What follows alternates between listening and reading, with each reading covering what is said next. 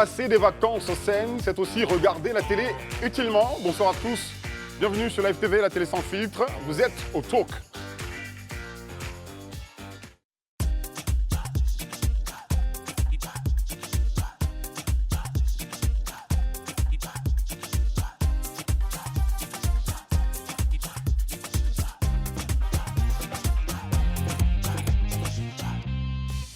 Et vous passez des vacances saines quand vous regardez Live TV, la télé sans filtre, restez avec nous. C'est le Talk avec l'équipe de charme et de rêve, avec des gens qui sont très cultivés, des journalistes émérites et moi-même, pour vous accompagner pendant toutes ces vacances de lundi au vendredi, dès 19h15. Vous êtes au courant? Alors bienvenue, elle nous a rejoint à nouveau, Rayana Assi. Tu nous as manqué hier. Bonsoir. Oh, hier seulement. Hier. Ça fait comme si c'était 2 semaines, mais bon, écoute, bienvenue. Merci. On est content de te retrouver. Super. D'accord. Herman Aboua, bonsoir. Bonsoir. Ça va bien? Oui, ça va. D'accord. Un nouveau look qu'on découvre pendant ces vacances, depuis son retour sur la scène avec, je ne sais pas si ça va changer, mais ça te va à merveille. Ah, donc je calme. Faut garder. Isabelle Vovo. Oui, La salut charmante. à la team, bonsoir chez vous. Comment ça va? Super bien. Très bien. Eunice, Oui. ça va très bien? Je vais très bien, merci beaucoup. On se sent bien sur Live TV, la télé sans filtre. Oui, je me sens Dans très ce tour. bien. D'accord.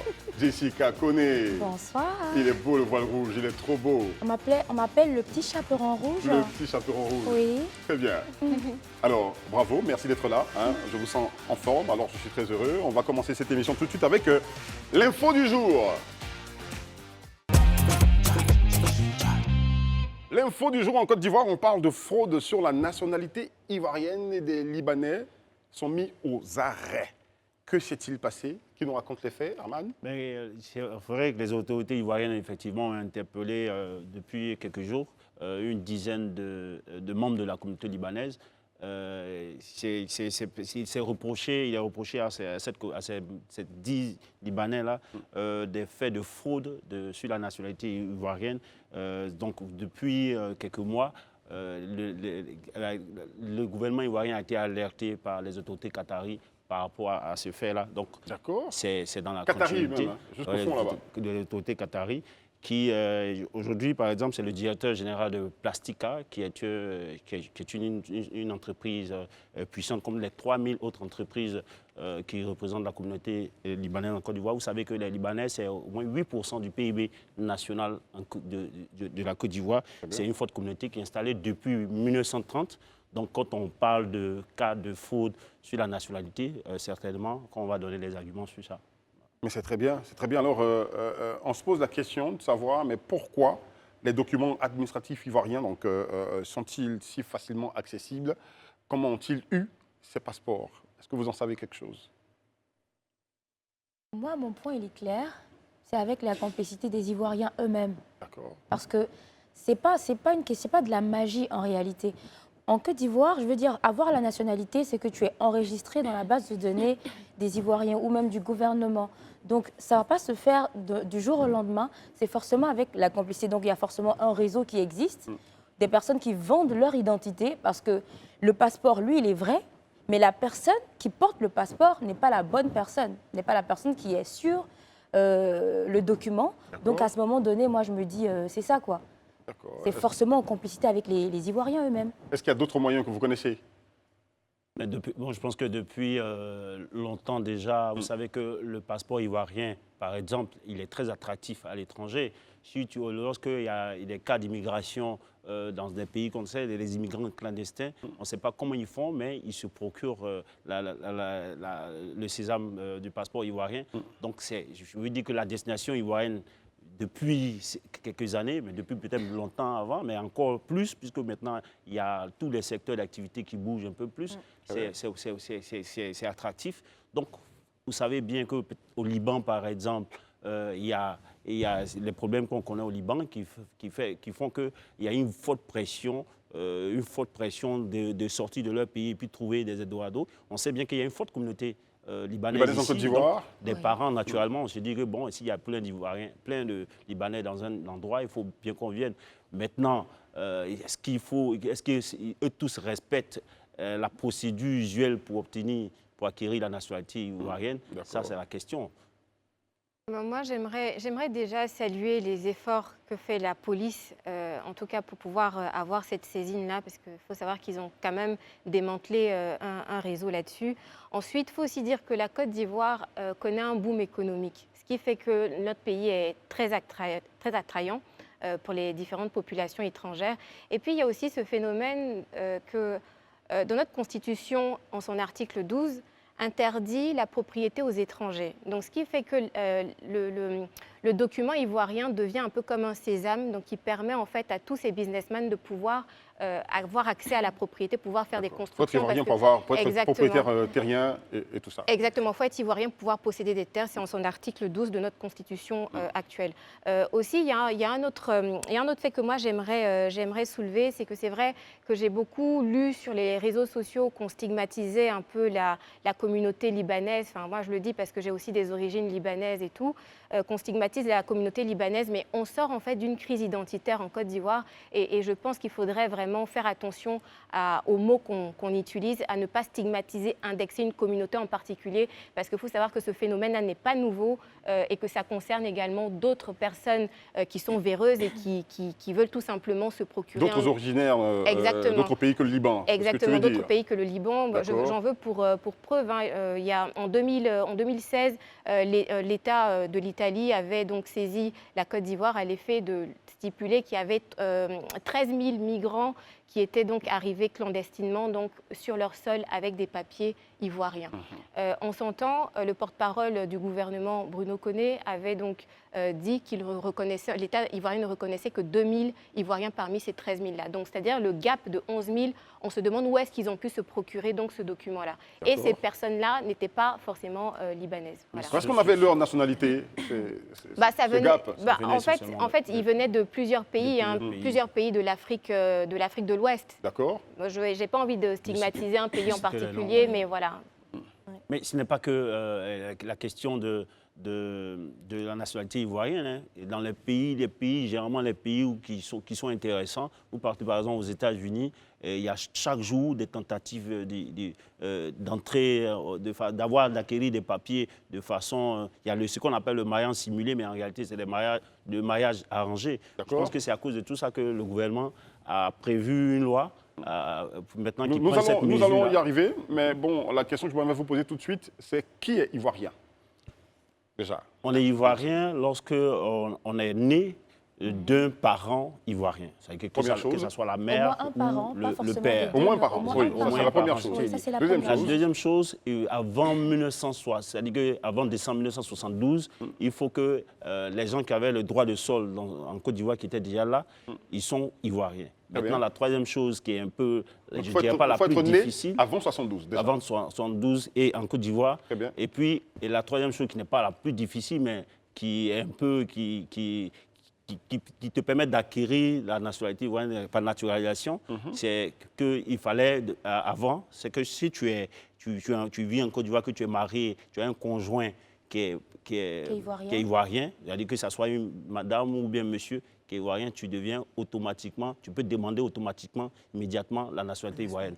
Et c'est cela que le gouvernement vient corriger avec cette mesure où, maintenant, il y a 5 ans, avant une période de probation. Après le mariage 5 ans après le mariage. On est observé pendant 5 ans. 5 ans avant que tu puisses postuler, appliquer pour obtenir la nationalité ivoirienne. Oui, juste pour compléter, donc 5 ans d'observation et ensuite il y a une déclaration que le conjoint étranger doit faire devant le ministre de la Justice qui va maintenant acter la naturalisation. Ministre, vous voulez ajouter quelque chose? Alors, moi, je voulais juste dire, la lettre de Qatari n'a pas seulement identifié les Libanais, mais je pense qu'il y a eu d'autres États qui ont été nommés, tels que la Syrie.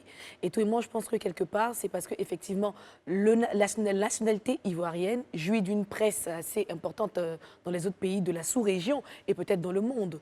Donc, quelque part, il faut se dire que la nationalité ivoirienne est importante.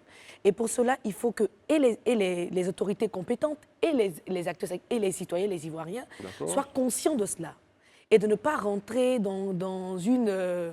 comment je peux dire ça, une dilapidation de la nationalité au profit de la cupidité. Donc moi, je me dis quelque part, il faut faire attention. C'est et les États, c'est-à-dire et les autorités, et l'administration. On n'achète pas la nationalité. On n'achète pas une nationalité. Quand tu arrives aux États-Unis, comme on en parlait tout à l'heure, là-bas, souvent les gens, ils sont fiers d'être américains. Pourquoi? Parce qu'effectivement, ils ont des droits que les autres n'ont pas. Ils ont une autorité que les autres n'ont pas. Et c'est ainsi que les Ivoiriens doivent prendre leur nationalité. Donc, les Ivoiriens, personnellement, eux-mêmes, ils doivent réagir face à ça pour se dire, clairement, comme elle avait dit tout à l'heure, il faut que nous-mêmes aussi, on se positionne comme des veilleurs pour ne pas permettre que notre nationalité soit vilipendée ainsi. Mais quand on regarde l'alerte avec les autorités qataries, c'est quoi?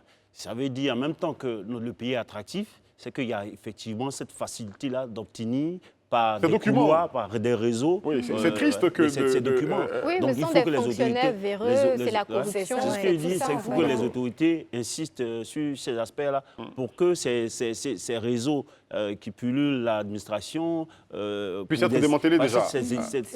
Parce qu'aujourd'hui, c'est vrai que la Côte d'Ivoire est attractive, mais imaginons un seul instant que certains pays, à cause de ces faits-là, nous mettent sur des barres rouges. Vous voyez que on va se poser la question de savoir un peu plus loin, que risque alors le passeport ivoirien après cette histoire, mais bon, on va permettre à Rayana de répondre. Déjà sur le point qu'il soulève, c'est vrai que c'est maintenant qu'on touche du doigt ce problème. C'est un problème qui existe depuis très longtemps, qui prend aujourd'hui de l'ampleur, non seulement parce que la Côte d'Ivoire en elle-même, économiquement parlant, est beaucoup plus viable et beaucoup plus attractive en termes d'investissement. Il ne faut pas oublier que la communauté libanaise en Côte d'Ivoire, c'est une communauté qui, depuis son arrivée en Côte d'Ivoire, a été connue pour être une communauté de commerçants. Aujourd'hui, au-delà d'être seulement des commerçants, ce sont des investisseurs dans différents secteurs tels que l'immobilier et tout ça. Et pour ce que je sais, n'oublions pas également, j'ai envie de dire, une petite motivation qui pourrait bien enclencher le processus, c'est la situation au Liban même. Aujourd'hui, le Liban est un pays qui a été déclaré en faillite. Donc, on sait que la situation là-bas n'est pas facile. Donc, plus de Libanais ont quitté le Liban pour aller vers des pays, notamment de la sous-région, mais surtout vers la Côte d'Ivoire. Et donc, qui dit ça, dit plus d'investisseurs libanais. Pour investir dans un pays et bénéficier d'énormément de droits, il faut qu'on puisse être naturalisé. D'où vient justement ce fort taux de demande de naturalisation, mais qui passe par malheureusement des systèmes frauduleux. Et c'est là où je vais rejoindre Jessica quand elle parle des Ivoiriens eux-mêmes. Parce que ça passe par de la corruption. Cette corruption est acceptée par qui? Parce que quand il y a corrupteur, il y a corrompu. Qui sont ces corrompus? Ce sont les Ivoiriens. Donc aujourd'hui, plus que jamais, même si avant ces problèmes-là existaient, mais n'impactaient pas tellement le pays, aujourd'hui sur le plan économique, on ne peut pas se permettre d'avoir certaines légèretés. Et c'est là où je salue la réactivité du gouvernement, sinon même l'anticipation du gouvernement, parce que je pense que ce sont des mesures qui se préparaient avant même l'actualité du jour. Et ça, c'est pour parler des solutions. Et là, c'est pour parler des solutions qui ont été mises en place par le gouvernement. Je sais que la loi aujourd'hui a évolué, donc allant vers les 5 ans dont il parlait. Et donc parmi ces solutions, il y a également, comment je vais dire ça, crédibiliser la nationalité ivoirienne. Il n'y a rien de plus important. N'est pas ivoirien qui veut, ne se lève pas comme ça pour être ivoirien. Vous savez, la Côte d'Ivoire a été connue pour être un pays d'hospitalité. Et malheureusement, on a abusé de cette hospitalité et aujourd'hui, la Côte d'Ivoire est la terre de tous. Mais quand vous regardez des grandes nations, prenons la France. On le dit tout le temps, la France, c'est compliqué d'avoir les papiers, etc. Mais c'est pour une raison. C'est parce qu'à un moment, sur le plan économique, sur le plan en termes d'attractivité, la France a été une destination prisée. Et c'est à ce moment-là que les mesures ont commencé à se durcir. Et c'est ce qui est en train d'arriver à la Côte d'Ivoire. Donc c'est un bon signal. C'est un bon signal, mais c'est vrai qu'on indexe la communauté libanaise parce que l'actualité du jour en parle, mais il y a énormément d'autres tentatives de fraude qui sont faites par d'autres communautés, même si elles ne sont pas majoritaires. Donc je pense que c'est un problème qui est plus global, sans indexer une destination en particulier. C'est notre cuisine interne et c'est nous qui devons trouver les solutions pour anticiper. D'accord. Et ce n'est pas que pour les élections qu'on faut de la nationalité. Non, ce n'est pas que pour les élections. Surtout pour des raisons économiques. Je ne suis même pas sûr que pour les élections on le fasse, mais bon, je dis des Syriens qui ont été pris au Qatar, je pense que c'est quand même assez grave. C'est pour des raisons économiques ou pour faire du business. Mais bon, je voudrais quand même qu'on énumère les solutions, si déjà, donc on en connaît quelques-unes. D'abord, comme elle a dit, un pays qui se respecte doit avoir une politique d'immigration efficace. Il ne s'agit pas de... Parce que souvent, aujourd'hui, à cause de la peur des concepts que nous-mêmes on a mis dans nos langages, xénophobie et autres, les gens ont peur de prendre des mesures, je ne dirais pas des mesures drastiques, mais des mesures vraiment efficaces contre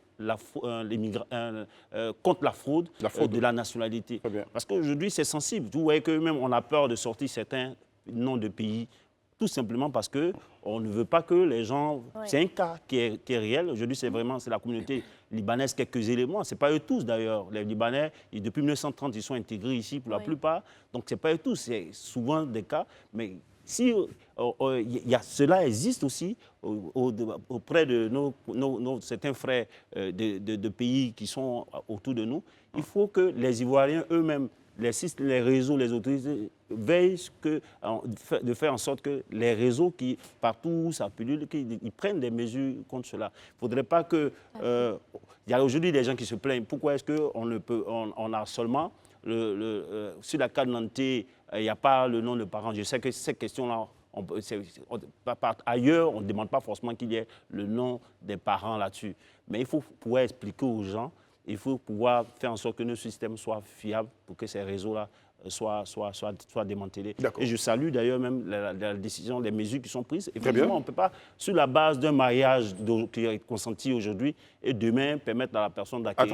Attention, il ne faut pas aller un peu plus loin. Donc, on va rappeler déjà des solutions qui ont été prises par le gouvernement depuis le 5 mars 2021. Donc, pour lutter contre la fraude documentaire, le ministère de l'Intérieur et de la Sécurité, Wagondo Diomandé, a mis en place le jeudi 4 mars 2021, donc à l'aéroport Félix Houphouët-Boigny à Abidjan, un dispositif de répression contre les fraudeurs sur différents documents de voyage. Et puis, ça a pour mission aussi donc, de détecter plus efficacement donc, les fraudeurs et de démanteler donc, les réseaux de passeurs et autres criminels.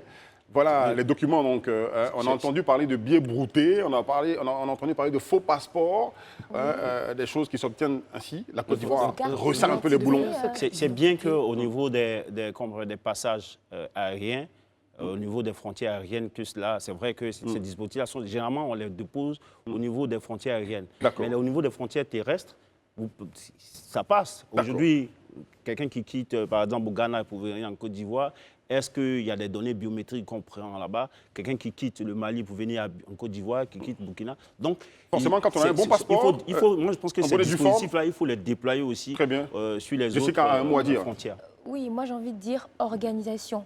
On salue les efforts de l'État, mais il faut vraiment se pencher sur la question, dans la mesure où... si ailleurs, je prends l'exemple des États-Unis, où là-bas, immigrer n'est pas méchant, mais il y a un organe vraiment qui organise là. Tu veux venir, on te demande des documents, il y a une procédure qui est faite. Moi, je crois que la Côte d'Ivoire doit s'inscrire dans cette... Voilà. La nationalité. Oui, je suis d'accord avec ça, mais en même temps, ce n'est pas abstrait, il y a une organisation. Et la Côte d'Ivoire doit faire de même, dans la mesure où on vit avec ces personnes-là. Ils sont sur le territoire ivoirien, on cohabite avec eux et on ne sait pas qui est qui, dans la mesure où cet individu il rentre sur le territoire ivoirien et ces documents sont faux. C'est grave, en fait, c'est problématique. Donc, organisation, il faut que ce soit encadré, bien encadré, même j'ai envie de dire que l'État fasse ce qu'il faut. Parce qu'après... on cohabite avec des gens et demain, on apporte... Il faut marquer ce point-là pour t'appuyer donc dans ton assertion. Ces documents peuvent être vrais, mais pas portés par la bonne personne. Oui, je l'ai même dit à l'entame de mon propos. On va vérifier les données peut-être du passeport, tout y est, tout est correct, mais la personne n'est pas le propriétaire de ce passeport. Donc on va parler même d'usurpation d'identité, et ça, c'est très grave. Très bien. Le petit chaperon rouge va retirer son chaperon donc, du micro. Oui, d'accord. Ça commence déjà par l'extrait de naissance. C'est bien dit en plus. D'accord. Ben, écoutez, c'est un sujet assez important.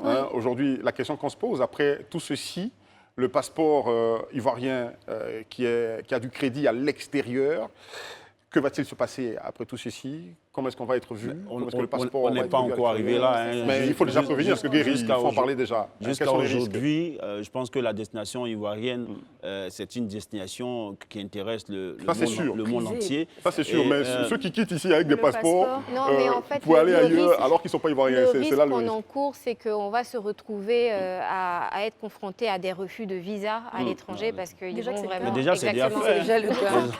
Nos passeports vont être classés parmi les pays à risque parce qu'il y a beaucoup de fraude au niveau des documents. Officiellement, on n'est pas encore arrivé à ce stade-là, mais on déjà... risquerait on d'être ne sur le liste souhaite pas, mais rouge à l'extérieur. déjà c'est un risque qu'on encourt. Aujourd'hui, on a énormément de pays avec lesquels on a le visa à l'arrivée ou même au niveau même de la CEDEAO, avec la libre circulation des biens et des personnes, on n'a pas besoin en fait d'avoir de visa pour y aller, notamment en Mauritanie par exemple. D'accord.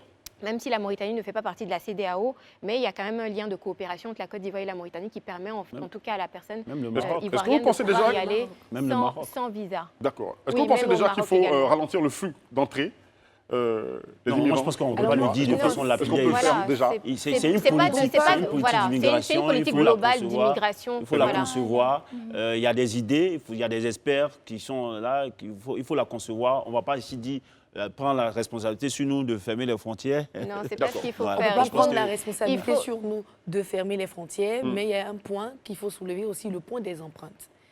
Il faut remarquer que lorsque tu passes par l'aéroport, on te prend les empreintes. Lorsque tu passes par les voies routières, aussi les frontières. Il y a des conditions Il y a qu'il des faut respecter. conditions qu'il faut respecter. Donc, On quelque refuse part, à je me personne dis, de venir, mais il y a des effectivement, conditions. Il y a des conditions. Faut-il les Et durcir? quelque part- et durcir les conditions un tout petit peu, oui. Les Mais renforcer. au-delà de ça, les renforcer, c'est carrément durci. Et au-delà de ça, il faut aussi centraliser les informations. Parce oui. qu'il y a comme Et surtout les empreintes. les empreintes. Ouais. Voilà, pour qu'il y ait moi, comme je- un parallélisme qui est établi entre la personne et la personne qui est entrée par l'aéroport et la personne qui sort par la frontière de terre. Donc, quelque part, il faut établir les parallélismes pour permettre de voir si exactement c'est la même personne avec les mêmes documents. Donc, ça nous permettra aussi de Parce que qu'est-ce qu'on sécuriser le constate périmètre. La police, par exemple, a ses données Très bien. centralisées à leur niveau. Les aéroports, certainement, Le travaillent, la SNEDAI aussi. DST travaille certainement avec la police. Le SNEDAI a ses informations centralisées à son niveau. Et il y a les états civils qui ne sont pas connectés forcément. Parce que le premier commencement de la fraude sur l'identité, c'est par l'extrait de naissance que ça commence. C'est D'accord. cela, Donc, c'est il cela. faut que Là, tu identifies le système il faut que le qui est gouvernement- individuel, chacun a C'est sa ça. méthode, Oui, chacun a ça ses m'étonne. Il faut empreintes. pouvoir Il faut centraliser pouvoir centraliser centraliser les données, tous les toutes les documents et toutes les données. de sorte que quand on est dans une frontière terrestre, qu'on tape on te prend ton empreinte, toutes les informations sur toi apparaissent. Et aussi bien, ces informations-là sont déjà à la police. Donc la vraiment, police, toutes les informations sur toi. Très bien. Mais ici, on n'est pas encore C'est ça, mais arrivé à c'est- ça. je Mais suis on- ça qu'on doit on travailler. n'y est pas encore, mais je pense qu'il y a déjà des prémices. En tout cas, le gouvernement est déjà en train de travailler là-dessus. Il y a ce qu'on appelle l'identifiant bien. unique. Donc, c'est un numéro qui va permettre, en tout cas, de centraliser toutes ces données-là sur un seul identifiant, un peu comme ça se Très fait bien. en France avec le numéro de sécurité sociale qui Aux permet États-Unis aussi, de hein. retracer, en Social fait... Security. L'État travaille donc dans c'est ce une sens. grande- L'État grande travaille dans étape ce sens, il faut le Grand dire. pas, bien Merci sûr. à vous toutes, à vous tous. Merci. L'État travaille à ce niveau, donc à sécuriser la nationalité ivoirienne avec toute la documentation qui va avec. C'est très bien. Et il ne s'agit pas pour nous ici donc de stigmatiser donc nos frères libanais qui sont en Côte d'Ivoire, qui contribuent à l'essor de l'économie de notre pays. Mais il y a certains qui font des choses qu'il faut identifier. Alors, merci à vous tous, encore une fois de plus, pour toutes ces interventions. On va poursuivre avec l'image du jour. Il s'agit de football féminin. Yeah.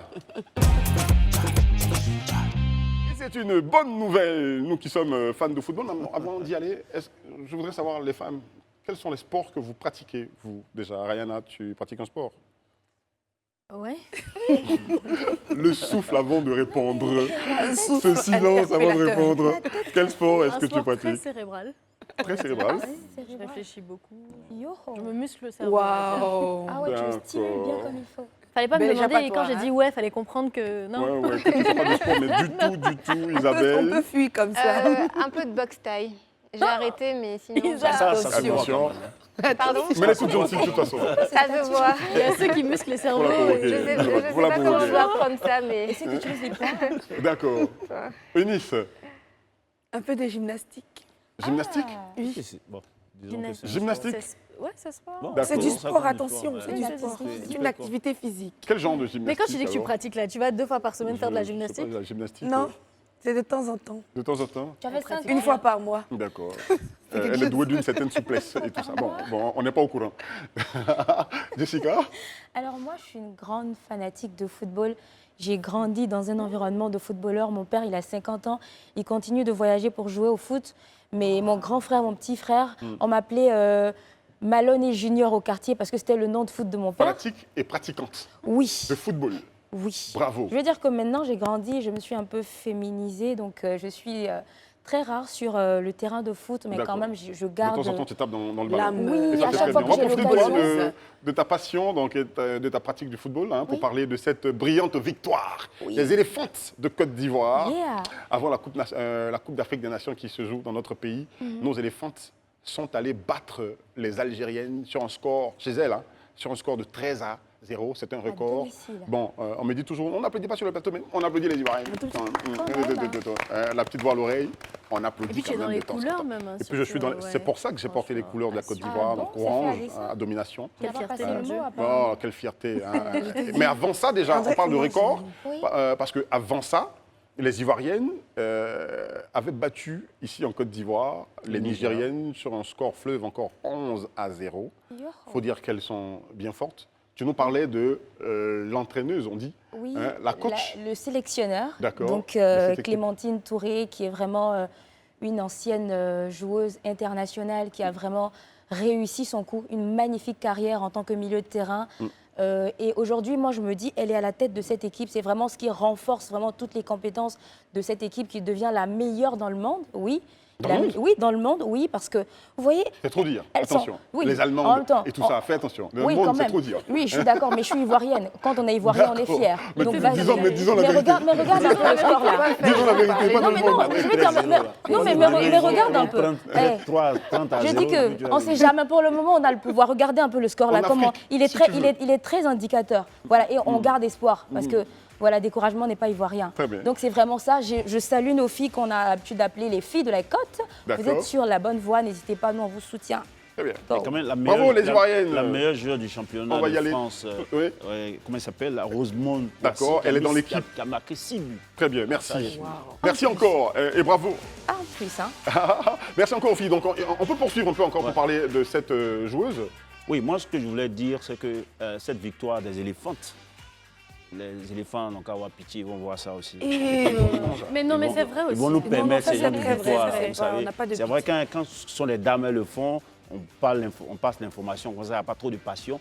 Mais il faut que nos éléphants, là, les Regarde hommes, un peu.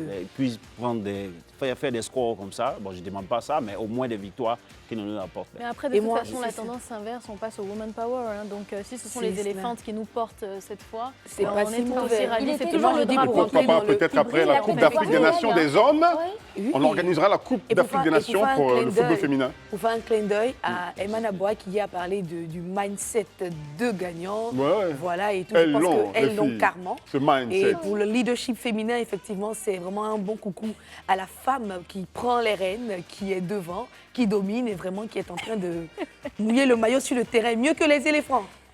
Désolé, On fait désolé. coucou donc aux femmes, désolé. ce sont les femmes qui dominent. Donc on parle du girl power depuis. Donc ce sont les femmes qui dominent ici sur ce plateau. Et à la production de cette émission aussi. Donc Eliane Lago La réalisation. à la réalisation. Et puis au niveau de l'édito, on a qui? On a Maï Mike. La Bon, mère, vive les femmes. Voilà. Vive les femmes. Vive le pouvoir aux femmes. À tout de suite.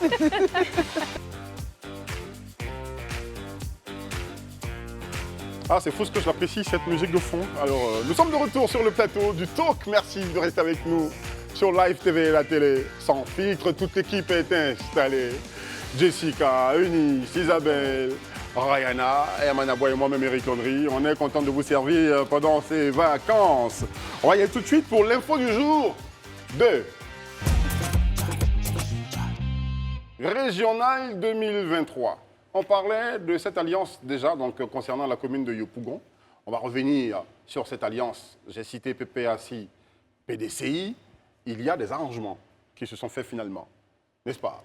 C'est Oui. concernant les régionales. les régionales, Très essentiellement, il faut dire qu'il y a beaucoup plus de passion sur les municipales. Mais si ces questions-là, c'est les régionales. D'accord. Finalement, les deux partis qui sont en alliance stratégique sont tombés d'accord sur comment est-ce que parti, il y a des zones, par exemple, j'en donné prévu 18 localités, enfin 18 régions pour lesquelles le PDCI va en tête de liste dans leur leur alliance. Et il y a 7 régions pour lesquelles c'est le PPACI qui porte la tête de liste. Mais il faut, quand on regarde, certains vont se demander mais pourquoi 18 pour le PDCI et 7 régions pour le PPACI. Mais en réalité, vous savez qu'en Côte d'Ivoire, la géopolitique fait qu'il y a déjà on pourrait régions dire, qui des régions qui sont déjà qui sont favorables à certains partis politiques. Donc, quand on regarde bien les 18 régions qui ont été données au PDCI, c'est parce que le PDCI, par le passé, dans l'histoire, il y a une belle assise là-bas, et les 7 régions du PPACI aussi, le PPACI aussi. Mais les deux ne sont pas parvenus à s'entendre sur 4 régions. Ces 4 régions-là, je pense qu'ils vont y aller, ils vont en disperser, n'est-ce pas, Isabelle? Chacun va avec sa liste. Oui, alors en fait, les régions sur lesquelles ils ne se sont pas entendus, donc je peux citer le Guémont, l'Indonier-Duablin, le Lodge-Ibois et le Sud-Comoé. Quelles sont les raisons de cette mésentente dans ces régions? Bah, écoute, on peut poser la question donc aux 2 différents partis qui n'ont pas pu s'entendre là-dessus. Moi, mon point, en tout cas sur la question, c'est que je n'arrive pas à comprendre en fait cette alliance parce que pour moi, elle manque de cohérence en fait. Je veux dire, à un moment donné, quand 2 partis politiques décident en fait d'être alliés pour des élections, qu'elles soient municipales, locales, municipales ou régionales, je pense qu'il faut avoir des éléments de langage assez cohérents pour les différentes populations et surtout pour leurs militants eux-mêmes. Quand je prends le cas par exemple de Yopougon, je veux dire, tout à l'heure, Herman disait que c'est quand, par exemple, dans une localité, la personne a une avance par rapport à son allié, qu'il doit en fait être tête de liste. Mais à Yopougon, je suis désolée, mais Michel Gbagbo a une alliance.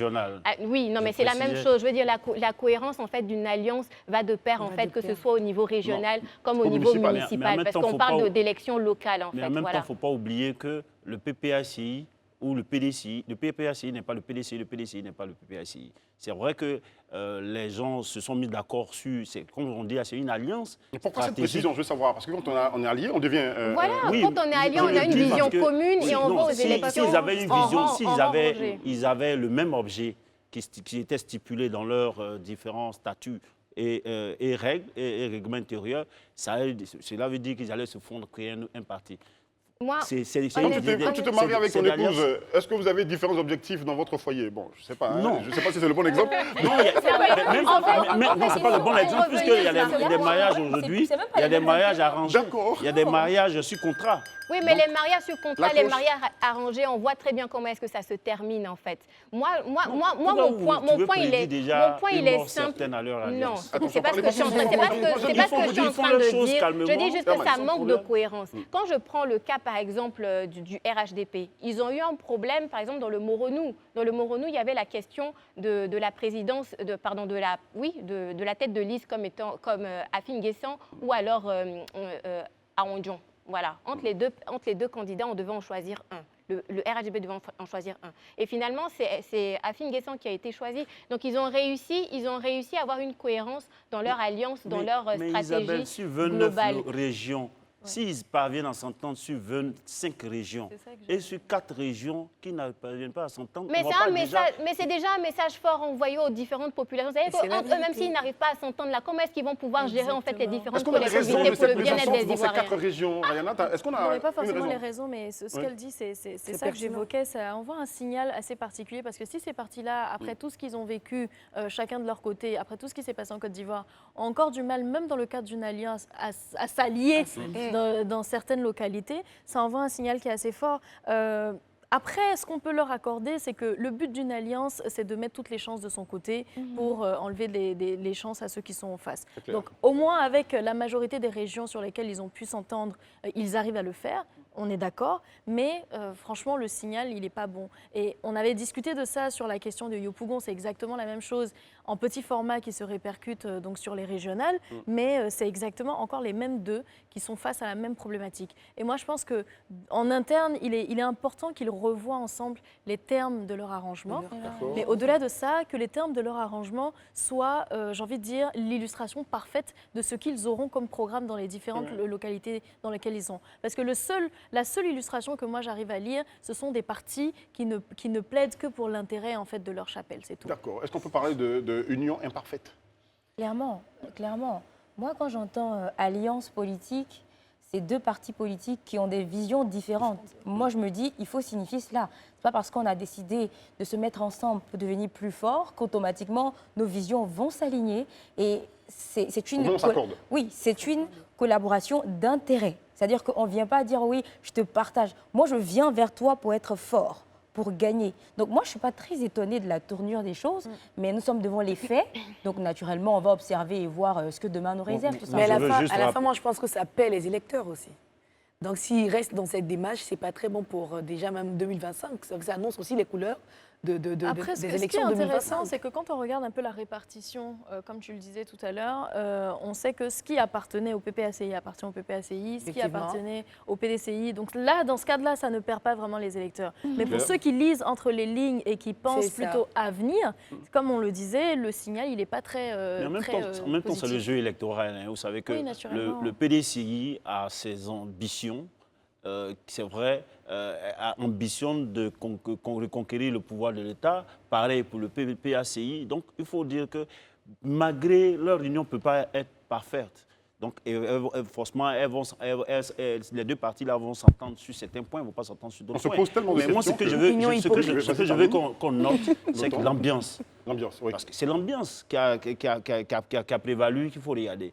C'est ça. Ils sont sortis avec un communiqué qui, eux tous, ils sont engagés. 10 régions, on est d'accord pour le PDCI, 7 régions, on est d'accord pour le PPACI, 4 régions, chacun va en rang dispersé. C'est vraiment une ambiance bon enfant. Il faut noter cela. Et ça, c'est le jeu politique, le jeu démocratique. D'accord. Il faut saluer cela parce que, mine de rien, c'est pas le PPACI, le PDCI, c'est pas deux partis qui ont le même même objet, vision, les voilà, mêmes visions. ouais, la même Voilà, vision. vous voyez bien que le PDCI, c'est un parti longtemps appelé parti de droite, qui veut être centriste, mais le FPI, excusez-moi, le PPACI, c'est, quand on voit leur test, c'était un parti de gauche, donc le parti socialiste, peut-être qu'ils sont progressistes. Donc, D'accord. déjà, D'accord, merci. deux tendances pareilles se mettent ensemble. Très bien. Et il Et faut on saluer. espère déjà. Donc, plusieurs questions se posent déjà sur ce plateau, et non pas seulement sur ce plateau.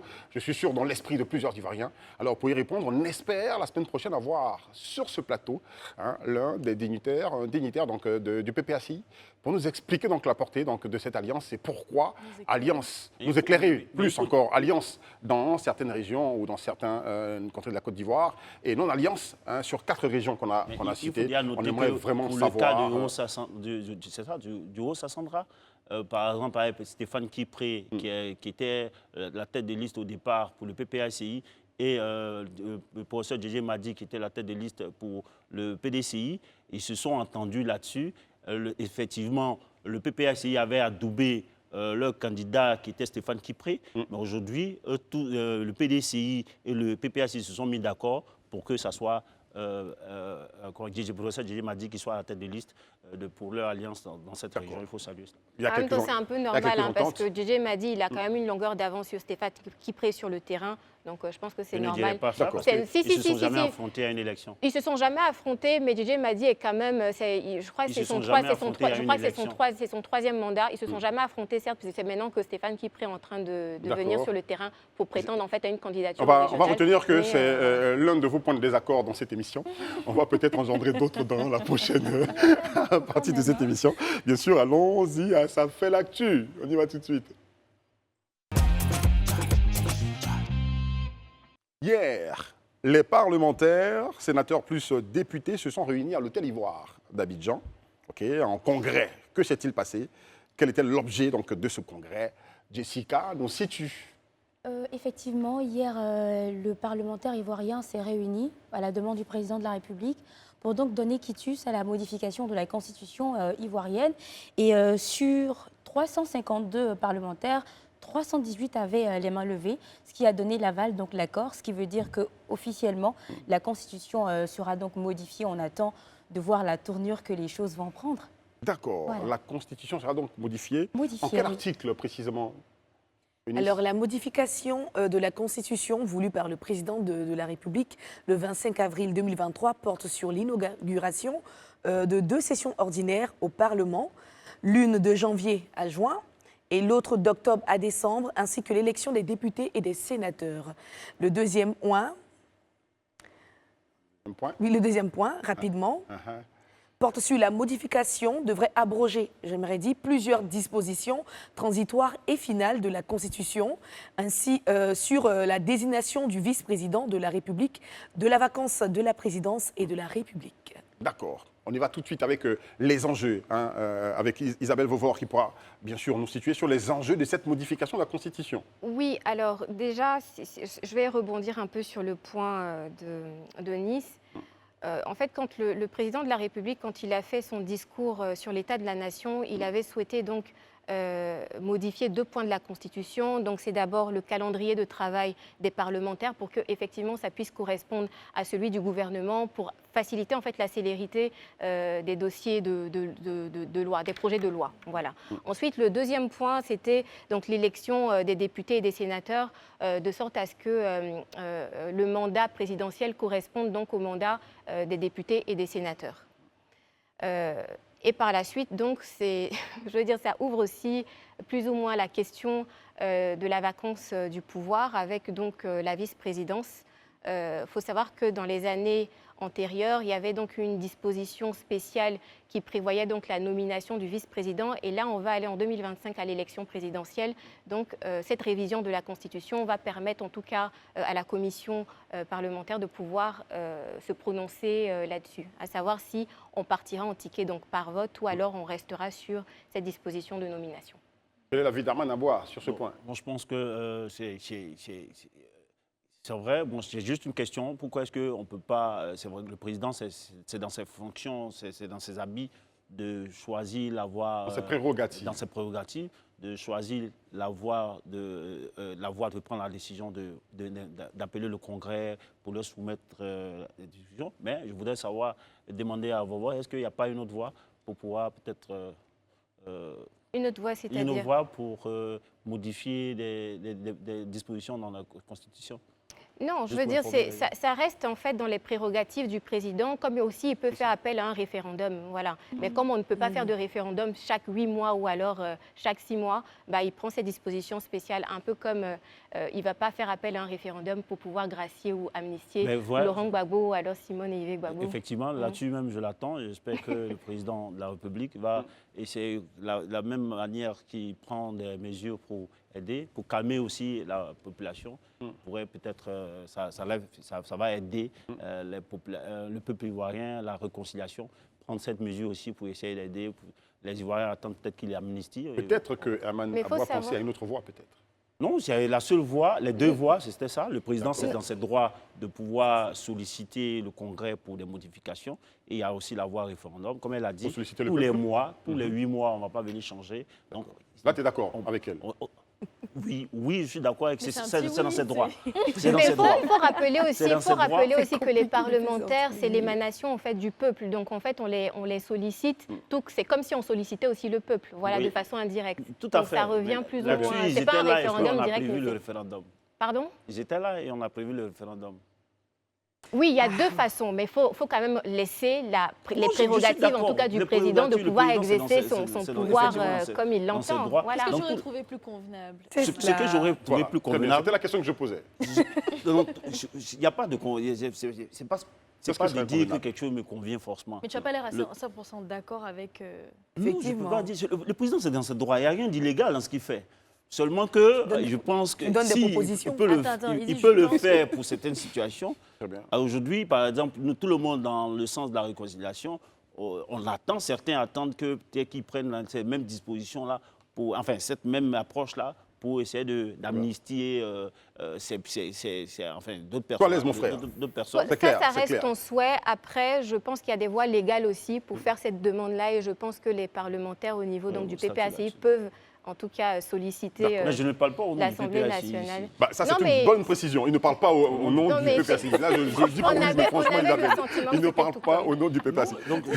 Alors, poursuivons tout de suite avec la procédure. Alors, quelle est la procédure pour réviser la Constitution? Rayana? Alors, c'est quelque chose de déjà prévu à l'article 177, qui nous dit que l'initiative de cette révision de la Constitution appartient donc concurremment au président de la République et aux membres du Parlement. Donc, ce qui se passe, c'est que le projet ou la proposition de loi portant révision de la Constitution est déposée donc simultanément devant les deux chambres du Parlement. Et pour être pris en considération, le projet ou la proposition de révision doit être voté à la majorité absolue des membres du Congrès, chose qui a été faite tout récemment. Voilà.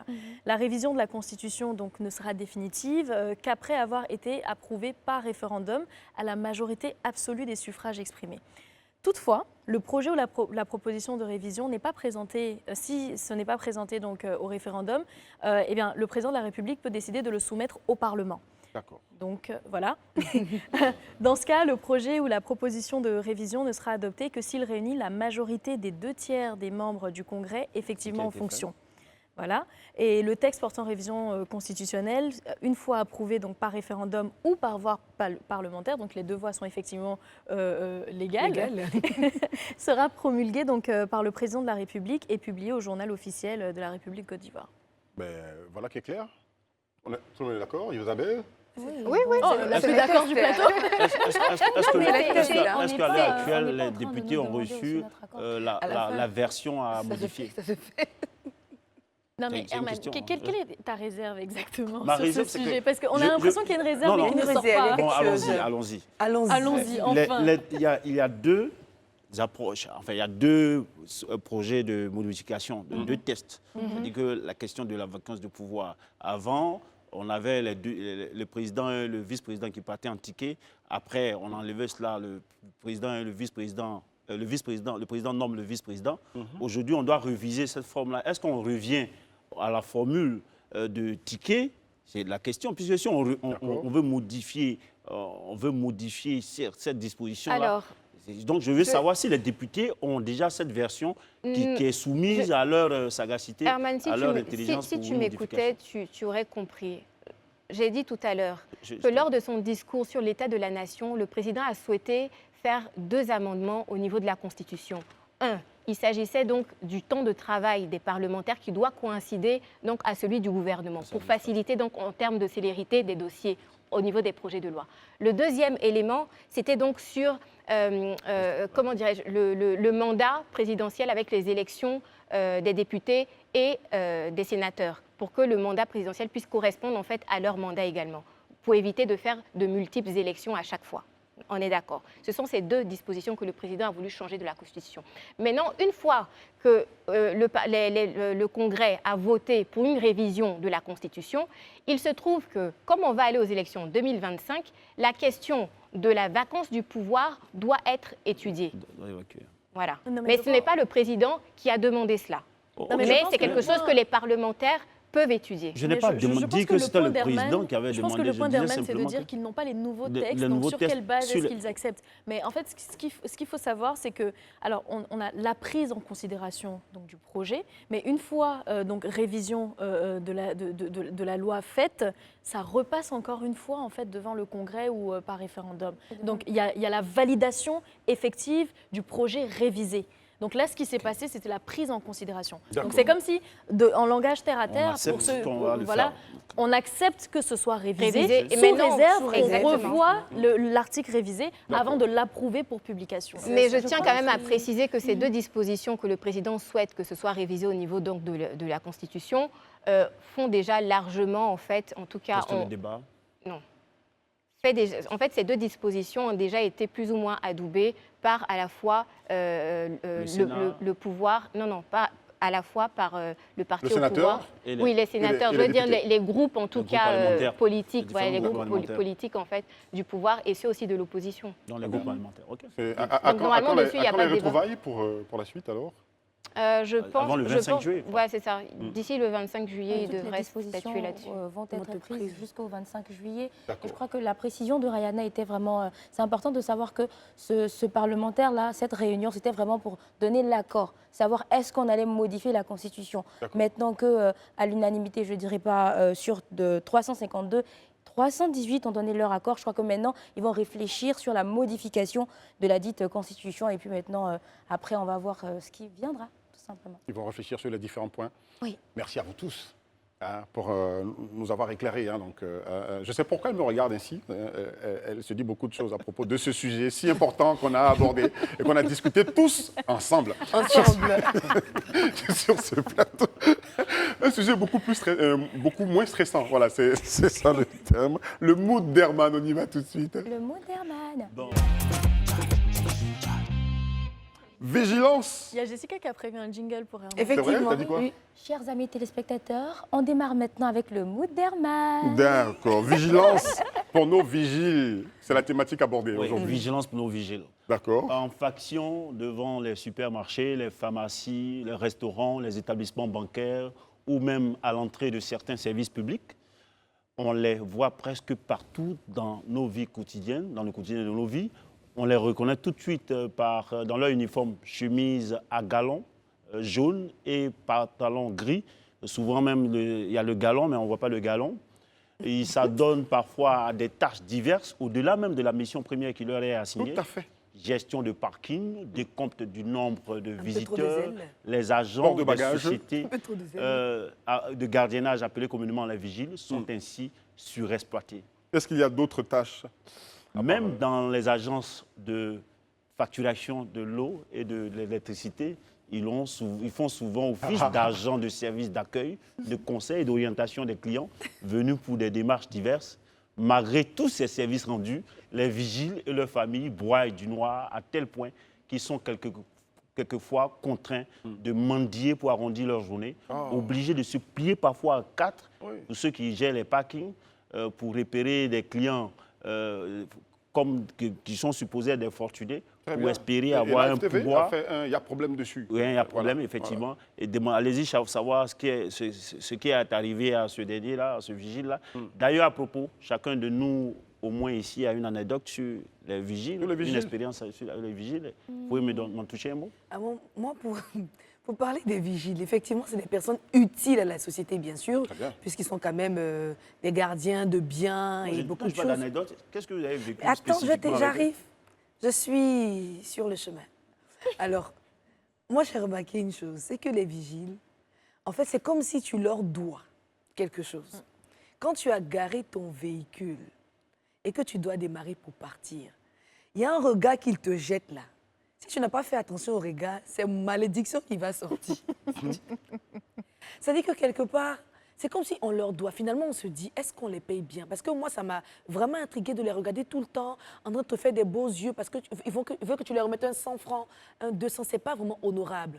Pour ce boulot que je trouve noble, pour des personnes qui ne font pas n'importe quoi, c'est noble et il faut qu'on repense en fait à ces personnes-là, comment effectivement leur payer à leur juste valeur, Très bien. leur permettre de bien vivre sans avoir à Parce mendier. qu'ils ne sont pas payés directement, ils sont payés C'est des sous-traitants, je veux dire, souvent, à c'est des travers leur contrats. agence qui les emploie. En effet, de malgré sous-traitance, comme elle a dit. leur rôle de soutien aux forces régulières de l'ordre dans la lutte contre la criminalité, les efforts des vigiles ne sont toujours pas récompensés à la taille du travail qu'ils accomplissent sur le terrain. Le vigile travaille dans la plupart des cas pendant 12 heures d'affilée au quotidien pour un seul jour de repos sur les 7. Les jours fériés et chômés ne sont souvent pas payés par les employeurs. Les salaires, dans la majorité des cas, ne peuvent leur assurer un minimum vital, parfois en dessous du SMIC. Les salaires des agents de sociétés de gardiennage oscillent entre 60 000 et 80 000 francs. Oh. Voilà, et puis, ils n'ont pas de prime additionnelle, pas de sécurité sociale pour couvrir au moins les nombreux risques auxquels ils sont exposés. Maladies, d'assurance. accidents de travail, liés souvent au vol à main armée et agressions sur leur lieu de travail. Alors, si encore ce salaire leur était versé régulièrement, certaines entreprises Passent des mois sans payer. cumulent jusqu'à 6, voire 9 mois sans les payer.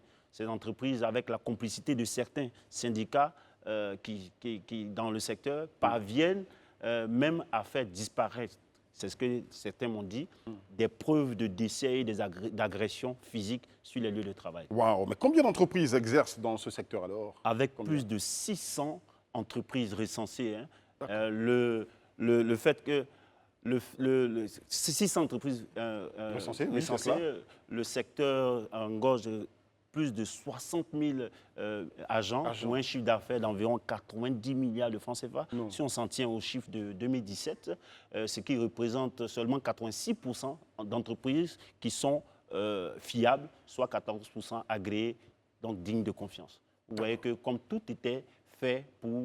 si tout était fait pour que ce secteur d'activité fonctionne dans l'informel. Il est rentable pour les propriétaires de ces entreprises, mais pas pour les agents qui sont sur le terrain et qui Exactement. risquent leur vie. Alors souvent. qu'il génère d'importants revenus et a montré sa capacité de pourvoyeur d'emploi. Vigilance pour nos vigiles, pour ne pas Vigilance. qu'ils se retrouvent dans des asiles. D'accord, waouh. Qu'est-ce que vous en pensez de cela? Moi, quand même, après le mot d'Herman, j'ai envie de dire il y a problème. Il y a problème. Il y a problème et il faut trouver des solutions parce que ce sont des pères de famille qui scolarisent leurs enfants, qui ont des loyers à payer. Moi-même, je me demande, est-ce que le minimum même est fait? Est-ce qu'ils sont payés au SMIC même déjà? Est-ce que ça, on a la capacité de vérifier ça? Si ce n'est pas le cas, Ça aussi, il entre faut, 60 000 et 80 000 francs, 60 000, donc on c'est déjà suppose. pas Le le SMIC, c'est SMIC, hein. 75 000 Voilà. francs. C'est fou. Et ça veut dire que ça confirme, il y a problème. Maintenant, à qui on doit s'adresser pour régler ce problème? La question reste posée. Mais je me dis déjà, ce soir, on en parle sur ce plateau. Il y a déjà un grand pas. Et puis, courage à eux. On espère que leur situation va changer. s'améliorer, quoi.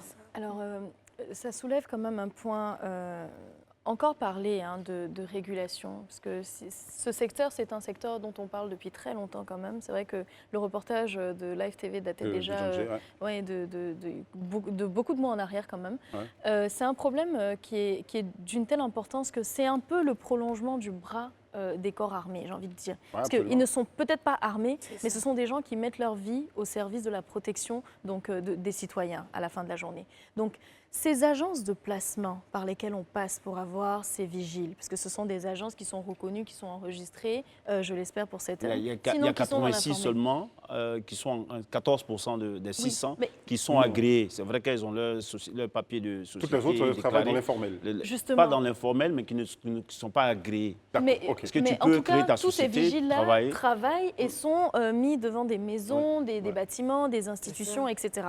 Donc, quel cadre de régulation est-ce qu'on crée pour encadrer cela? Et je pense que l'État aujourd'hui a la capacité de retracer ces différentes agences, parce que si elles ont été chiffrées, c'est qu'elles ont été répertoriées quelque part. Qu'est-ce qu'on fait de ce répertoire? Comment est-ce qu'on accompagne ces agences-là déjà vers leur légalisation? Et comment est-ce qu'on définit des standards? C'est-à-dire, on peut standardiser, on peut dire dans les agences concernant les placements de vigiles, on sait qu'on n'est pas en dessous de telle somme, parce qu'on a estimé. Et n'oubliez pas, hein, quand on donne ces chiffres-là, est-ce qu'on a enlevé la part qu'on donne à l'agence et la part qu'on donne aux vigiles? Parce que ce qu'il faut savoir, c'est que quand on paye les vigiles à 80 000, les 80 000 ne reviennent pas aux vigiles. Les vigiles vont s'en sortir souvent, avec quand ils ont parfois 80 000 francs, 35 c'est 000. que peut-être ça a été négocié à 3 fois le montant avec l'institution. Exactement. Et on leur donne 80 000. Ça veut dire que Exactement. normalement, l'institution leur donne peut-être 240 000 francs à l'entreprise et puis ils Voilà. donnent le tiers. Ça, j'ai été peut-être même... Donc tout ça, ce sont des standards à redéfinir et c'est pour ça que je parle d'instaurer un cadre de régulation et je pense que l'État a largement la capacité de le faire parce qu'il y va quand même de la protection des citoyens. C'est vrai qu'on a des j'ai envie de dire, des fonctions étatiques qui servent à protéger, mais en dehors de ça, les vigiles sont tous les jours exposés à de nombreux risques pour notre sécurité. Et puis tu parlais donc de l'exploitation de ces vigiles. Après, il faut dire que pour certains vigiles, elle parlait tout à l'heure du zèle, pour certains, ils se surexploitent. C'est-à-dire que quand je sais que je suis vigile et que je dois monter la garde de nuit, je ne vais pas aller travailler ailleurs en journée ou bien venir rester à mon poste en journée pour essayer d'avoir... Que veux-tu, ma chérie, quand on décide de les sous-payer, C'est vrai. faire pour Non, avoir c'est des vrai, armes? non, franchement, je l'accorde. Il c'est faut bon, multiplier c'est vrai. les tâches. C'est vrai. On va dire en Côte d'Ivoire, comme en C'est Côte vrai. d'Ivoire, Yako à tous les hommes en jaune devant les entreprises et puis à toutes les femmes, parce qu'il y a des femmes parmi effectivement, ces vigiles-là. Il faut penser à leur situation, à exposés. revaloriser donc leur situation. Cela est important. Merci à vous tous de nous avoir suivis sur Live TV, la télé sans filtre. Rappelez-vous, on se retrouve de lundi au vendredi dès 19h15 sur Live TV. Merci de nous avoir suivis. Shalom.